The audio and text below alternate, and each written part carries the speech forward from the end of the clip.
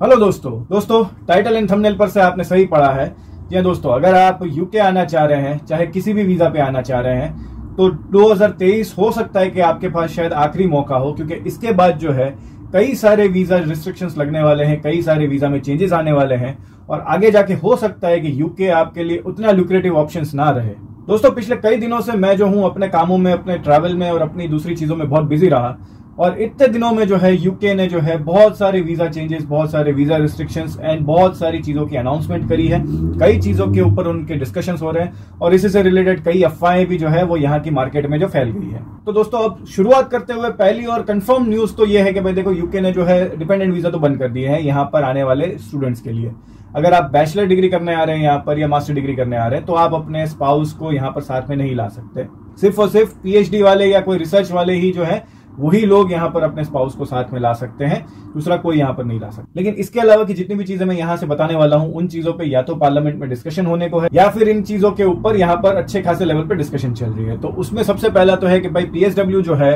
वो 2 साल से घटाकर 6 महीने का रह जाएगा। अब दोस्तों, ये होने के चांसेस मुझे अभी भी बहुत कम दिखते हैं, क्योंकि यूके की एक बड़ी इकोनॉमी का जो पार्ट है वो स्टूडेंट वीजा पे चल रहा है। जी हाँ दोस्तों, $42 बिलियन की इंडस्ट्री है स्टूडेंट्स की और ये बड़ी है पिछले 2-3 सालों में, क्योंकि इन्होंने जो है वो पीएसडब्ल्यू को रीलॉन्च किया। इन्होंने 2 साल का जो पीएसडब्ल्यू लॉन्च किया, उसी की बदौलत जो है वो यूके की इकोनॉमी में इतना बूस्ट आया है, स्टूडेंट इकोनॉमी में। तो मुझे अभी भी बहुत होप है कि भाई यूके अपने ही पैर पे कुल्हाड़ी नहीं मारेगा। लेकिन दोस्तों, मैं कोई मिनिस्ट्री में काम नहीं करता हूं, ना ही मैं कोई वीजा ऑफिसर हूं, ना ही मेरे कोई ऐसे कॉन्टैक्ट्स हैं, तो मैं इसके बारे में अंदर की तो कोई एक्चुअल खबर तो मैं कुछ नहीं जानता। लेकिन मुझे अभी भी बहुत भरोसा है कि ऐसा शायद ना हो। इसके बाद जिस चीज पे चर्चाएं हो रही है कि भाई वर्क परमिट वालों के भी जो डिपेंडेंट्स आने वाले हैं उन पे भी रिस्ट्रिक्शंस लगाए जाएंगे। दोस्तों, यूके में जो हो रहा है वो यूजुअली इस तरह का है कि भाई अफ्रीका, इंडिया, पाकिस्तान, बांग्लादेश और फ्रांस, इटली वगैरह सब जगह से क्या हो रहा है कि बहुत सारे इमिग्रेंट्स आ रहे हैं एंड डेफिनेटली इन सबके स्पाउसेस भी वगैरह साथ आते हैं। एंड इनमें से कई लोगों का तो ऐसा है कि जो साउथ एशियन कंट्रीज से आ रहे हैं उनके तो भाई 3-3, 4-4 बच्चे भी होते हैं, तो वो भी साथ आ रहे होते हैं। तो अब इतने लोगों को केटर करना, इतने लोगों के लिए जगह होना, इतने लोगों को संभालना और प्लस इतने लोगों को बेनिफिट्स देना। दोस्तों, यूके गवर्नमेंट जो है वो यहाँ पर फ्री एजुकेशन देती है बच्चों को, प्लस उनके लिए कई तरह के वेलफेयर प्रोग्राम्स चलाती है। तो इतने सभी चीजों को कैटर करना यूके गवर्नमेंट के लिए बहुत मुश्किल है। तो इसके ऊपर भी चर्चाएं हो रही है कि भाई अभी तो हमने सिर्फ स्टूडेंट के जो है डिपेंडेंट्स को बंद किया है, लेकिन आगे जाके वर्क परमिट वालों के भी डिपेंडेंट्स पे लिमिट लगाई जाए। फिर इसके बाद जिस चीज पे चर्चाएं हो रही हैं कि भाई यूके का जो पीआर की जो प्रोसेस है उसको 5 साल से बढ़ा के 8 साल की कर दी जाए। इस पे तो दोस्तों मैंने एक डेडिकेटेड वीडियो भी बनाया है, आप चाहें तो मेरे चैनल पे जाके उसको देख सकते हैं। फिर अगली न्यूज की बात करें तो भाई ये चीज ऑलमोस्ट मुझे कंफर्म होती दिख रही है, क्योंकि ये यहाँ पर एक बहुत ही बड़ा धंधा बन चुका है। या दोस्तों, यहाँ पर जो है स्टूडेंट वीजा को जो आप वर्क परमिट में आगे जाके जो आप कन्वर्ट करा लेते हैं, हो सकता है कि आगे जाके ये चीज तो यहाँ की गवर्नमेंट जो है वो बंद ही कर दे। इस चीज के लिए तो यूनिवर्सिटी का भी सपोर्ट है। पीएसडब्ल्यू बंद करना या पीएसडब्ल्यू को लिमिट करने पे तो यूनिवर्सिटीज भी यहाँ की सपोर्ट नहीं कर रही है, लेकिन ये जो चीज हो रही है इस चीज पे तो सबकी सम्मति है कि भाई यार ये चीजें यहाँ पर बंद होनी चाहिए, क्योंकि बहुत सारे साउथ एशियन स्टूडेंट्स या कहेंगे दूसरी जगह के स्टूडेंट्स आ रहे हैं जो यहाँ पे स्टूडेंट वीजा पे एडमिशन लेते हैं, लेकिन फिर यहाँ आकर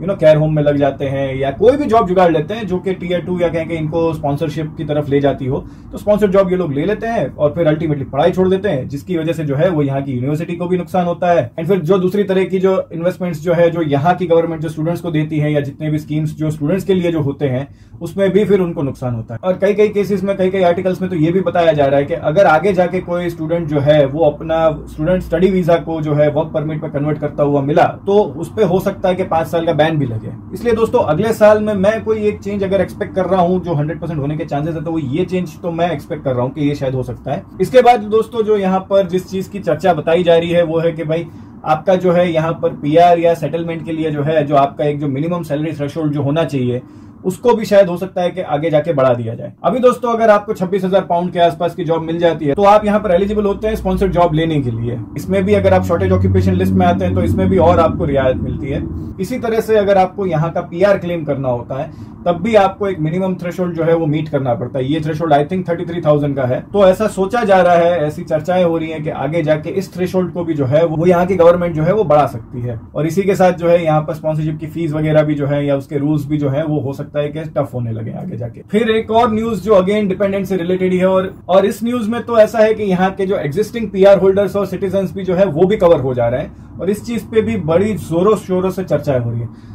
दोस्तों पता नहीं क्यों यूके गवर्नमेंट जो है वो डिपेंडेंट्स के पीछे ना धोके पड़ गई है। दोस्तों जैसे जो लोग यहाँ के सिटीजन भी बन गए हैं, जैसे कि अगर मैं यूके का सिटीजन बन गया हूँ या मेरे पास पीआर आ गया है, और अब अगर आगे जाके मैं शादी करता हूँ या मैं लिव इन के लिए भी अपने पार्टनर को जो है अपनी होम कंट्री या किसी भी और कंट्री से लाना चाह रहा हूँ, शायद इटली, फ्रांस, जर्मनी वगैरह से, तो उसके ऊपर भी जो है यहाँ की गवर्नमेंट जो है वो रिस्ट्रिक्शंस लगाना चाह रही है। उसके लिए भी यहाँ की गवर्नमेंट सोच रही है कि पहले तो उस पर्सन की जो है एक मिनिमम सैलरी हो, प्लस उसका जो बैंक अकाउंट में इतने सफिशिएंट पैसे होने चाहिए कि भाई वो खुद को और अपने डिपेंडेंट को भी यहाँ पर सस्टेन कर पाए, एंड उस हिसाब से वो सारे कंडीशंस मीट करता हो, तभी वो जो है डिपेंडेंट वीजा को यहाँ पर अलाउ करेंगे। इसलिए दोस्तों आगे आने वाले टाइम में मेरे जैसे जो लोग हैं जो इस तरह का सोचते हैं कि भाई पहले पीआर वीआर ले लें, पहले शांति से यहाँ पर सेटल हो जाएं, फिर कुछ सोचेंगे शादी वगैरह करना है नहीं करना है, क्या करना है या जो भी है, तो हो सकता है कि ऐसे लोगों के लिए भी आगे जाके रूल्स जो है वो टफ हो जाए। दोस्तों ये थी सारी न्यूज, सारी अफवाहें, सारे डिस्कशंस जो यहाँ पर हो रहे हैं या यहाँ पर हो चुके हैं या जिनके होने के चांसेस ज्यादा हैं। अब दोस्तों इसमें से कितनी चीजें सच होंगी, कितनी चीजें नहीं होंगी, ये तो आने वाला वक्त बताएगा। लेकिन दोस्तों अगर मैं आपको यूके की करंट सिचुएशन बताऊं अभी के लिए, तो अगर आप यहाँ पर स्टडी प्लान कर रहे हैं तब तो मैं आपको स्ट्रांगली ही रेकमेंड करूंगा कि भाई आप 2023 को ही प्लान करो। 24 में पहले सब कुछ देख लेना। जनवरी इनटेक में एडमिशन लेने की जल्दबाजी मत, स्पेशली अगर आपके पास स्पाउस है या आप नियर फ्यूचर में शादी प्लान करने वाले हो, तब तो जनवरी इनटेक आपके लिए बिल्कुल नहीं है। हाँ, अगर आप सिंगल हो, आपके कोई दूर दूर तक प्लान नहीं है, तब तो भाई 23 क्या और 24 क्या, फिर आपके लिए यहाँ पर कोई इतना है नहीं। लेकिन फिर ये मान लेना कि भाई यहाँ पर आ रहे हो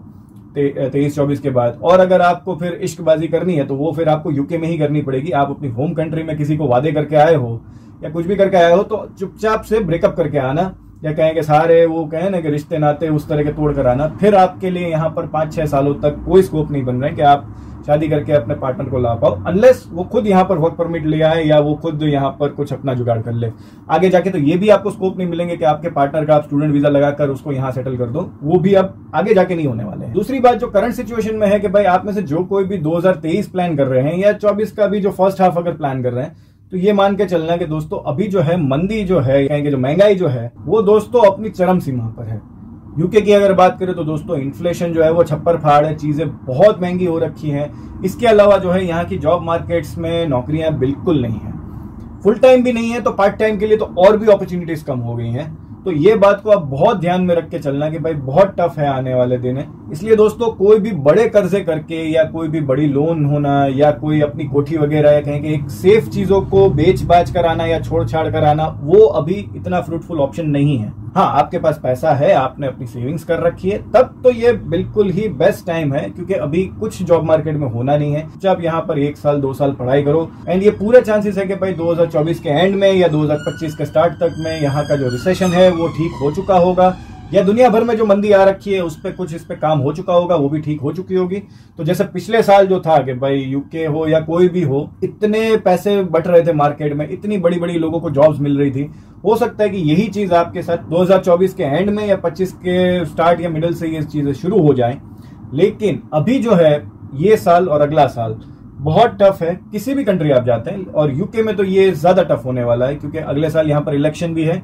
और यूके गवर्नमेंट का पूरा फोकस अभी जो है वो यहाँ का इलेक्शन जीतने पर ही है। इसलिए जितने भी आप वीजा से रिलेटेड जो भी आप चेंजेस देख रहे हैं, ये फ्रीक्वेंट आ रहे हैं और ये बहुत अभी आगे जाके इनमें कई चीजों को आप कंफर्म होते देखेंगे। इसके अलावा भी जो है यूके जो है वो इलीगल इमिग्रेशन से भी यहाँ पर डील करना चाह रही है। साउथ अफ्रीकन कंट्रीज जो है या फिर यहाँ पर भी जो है फ्रांस वगैरह, इन सब जगहों से बहुत सारे इलीगल इमिग्रेंट्स आते हैं। आपने सुना होगा कि शिप भर भर के इलीगल आ जाते हैं, और भी बहुत सारे रास्ते हैं, बॉर्डर क्रॉस करके लोग आ जाते हैं। तो दोस्तों उन्हीं लोगों की वजह से जो है वो रिस्ट्रिक्शंस जो है वो हम पे लगते हैं। अब देखिए दोस्तों, वो लोग तो इलीगल हैं, उनको तो कोई फर्क नहीं पड़ता, वो भाई बाहर रहे, जेल में रहे, कहीं के इस तरह की बॉर्डर क्रॉस करने से पहले कहीं ना कहीं इनके माइंड में होता ही है कि भाई अगर हमको पकड़ लिया तो हमारा जो होना होगा वो होगा। और उन लोगों पे रूल्स बनाना इतना इजी नहीं है। इजी किन पे है? हमारे जैसों पे रूल्स डालना, कि भाई जो भी जेन्युइन लोग हैं, जो भी लीगल वे से जो यहाँ पर आए हैं वीजा लेकर, उनको रिस्ट्रिक्ट करना, उनके लिए रूल्स टफ कर देना इजी है कंपेयर टू इलीगल वालों का। इसलिए भी ये सब चीजें हो रही हैं, जिस चीज का भी आपको ध्यान तो रखना चाहिए।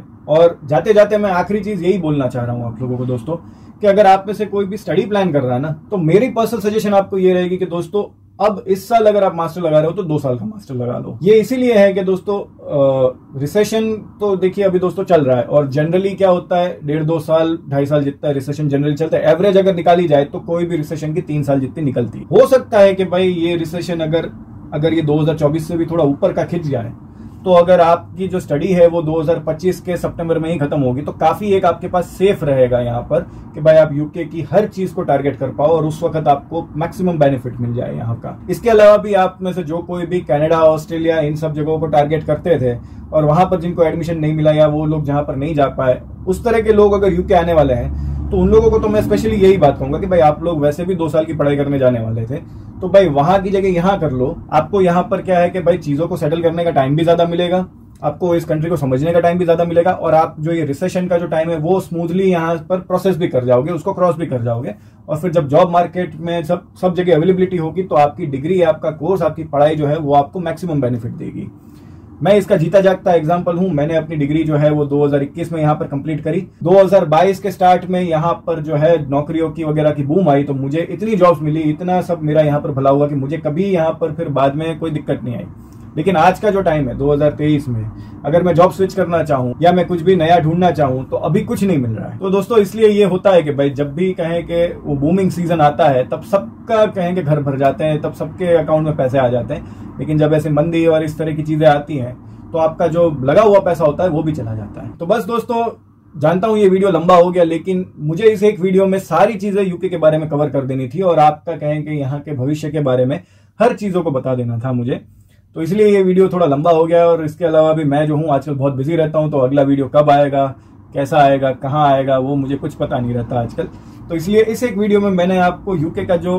अभी का जो करंट सिनेरियो और आने वाला फ्यूचर जो मुझे लगता है, जो यहाँ की अनाउंसमेंट्स है या जिस तरह की भी बातें यहाँ पर चल रही है, वो सारे का समरी देके मैंने इस वीडियो में आपके सामने रख दिया है। अब आप लोग मुझे बताएं कि आप क्या सोचते हैं यूके के बारे में। आप क्या 2023 में यहाँ पर आने वाले हैं तो कहाँ आ रहे हैं, किस यूनिवर्सिटी में आ रहे हैं। अगर इससे रिलेटेड आपके कोई सवाल है, कुछ आप मेरे साथ डिस्कस करना चाह रहे हैं, तो आप मेरे साथ 1-on-1 कॉल भी बुक कर सकते हैं। इन दिनों जो है उसमें 50% डिस्काउंट चल रहा है। मैं आधे प्राइस में आप लोगों को कंसल्टेशन प्रोवाइड कर रहा हूँ। सिर्फ 500 रुपए में आप मेरे साथ कॉल बुक करा सकते हैं, और आप जो आपके सवाल हो यूके से रिलेटेड या कहीं भी और आप जाना चाह रहे हैं वहां से रिलेटेड, अगर आपके जो भी सवाल है आप मेरे साथ डिस्कस कर सकते हैं। आप यूके में जॉब ढूंढ रहे हैं तो आपकी किस तरह की स्ट्रेटेजी होनी चाहिए, क्या आपके सीवी में चेंजेस आप कर सकते हैं, किस तरह का सीवी जो है यहाँ पर एक्सेप्टेबल होगा, और किस तरह से आप अपनी डिजायर्ड जॉब को टारगेट कर सकते हैं। तो ये सब भी चीजें अगर आप डिस्कस करना चाह रहे हैं तब भी आप मेरे साथ 1-on-1 कॉल बुक कर सकते हैं। लिंक्स जो है आपको डिस्क्रिप्शन बॉक्स में मिल जाएगी, प्लस फर्स्ट कमेंट में भी मैं आपको उसकी लिंक्स प्रोवाइड करा दूंगा। और अगर अभी के लिए ये वीडियो आपको पसंद आया है तो प्लीज इस वीडियो को लाइक करिए, शेयर करिए अपने फ्रेंड्स एंड फैमिली के साथ, subscribe this channel, and lastly thank you for watching the video. Hope to see in the next one.